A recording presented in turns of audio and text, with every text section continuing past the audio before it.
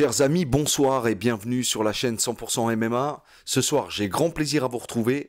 Comme vous l'avez certainement tous vu ou entendu, ce matin, Dana White a fait une déclaration tonitruante puisque le Français Benoît Saint-Denis va affronter Dustin Poirier pour l'UFC 299 et c'est ce que nous allons voir tout de suite.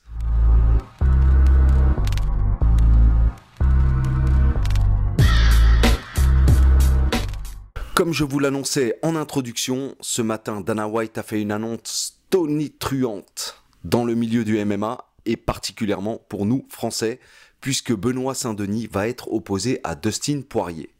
C'est une annonce qui a particulièrement choqué tous les amateurs de MMA français, car depuis quelque temps, nous avons beaucoup spéculé sur qui pourrait être l'éventuel prochain adversaire de Benoît Saint-Denis.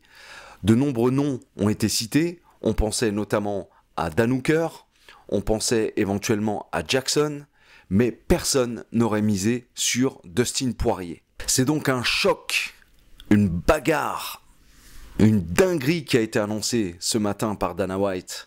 Beaucoup de podcasts qui ont déjà été faits sur cette annonce. Tout le milieu du MMA français est en effervescence à l'annonce de ce combat qui s'annonce d'ores et déjà comme une guerre absolue.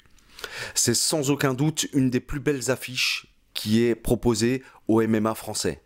Une surprise en effet, mais finalement à l'UFC on a l'habitude, le classement on sait que bien souvent il ne veut rien dire, il y a toujours des passes droits.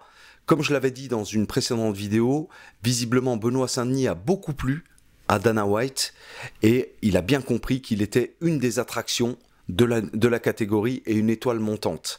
Il lui donne donc sa chance face à un des combattants les plus établis, les plus furieux, les plus durables de la catégorie, ce qui prouve à quel point Dana White a confiance en Benoît Saint-Denis.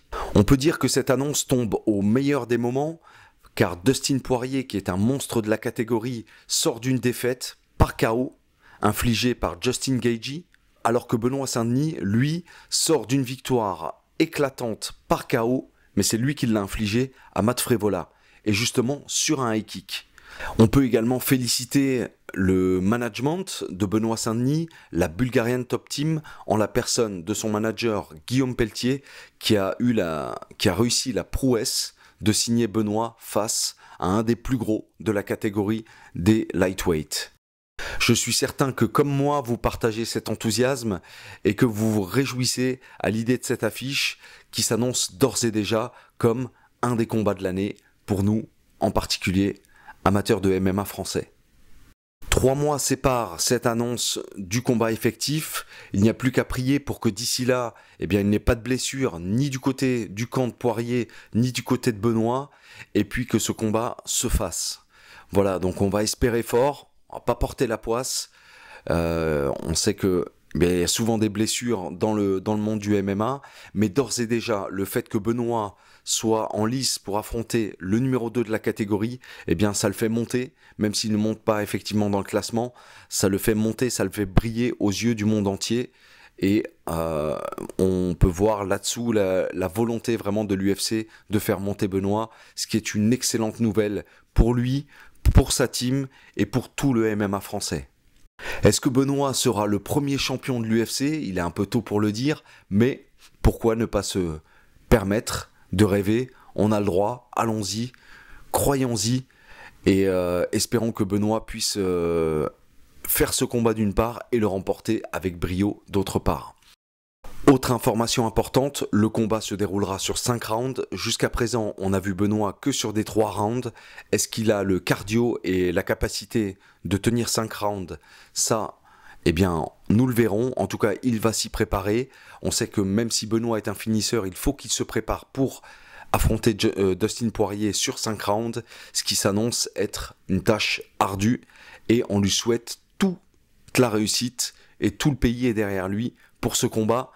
Allez Benoît, merci d'avoir suivi cette courte vidéo, je reviendrai plus en détail sur ce combat, bien évidemment, on a le temps, il va se passer 3 mois, d'ici là on va avoir des annonces, Benoît va se prononcer, son entraîneur Daniel Voirin, on ne manquera pas de l'écouter également, et puis on fera une analyse un peu plus approfondie bientôt sur cette chaîne.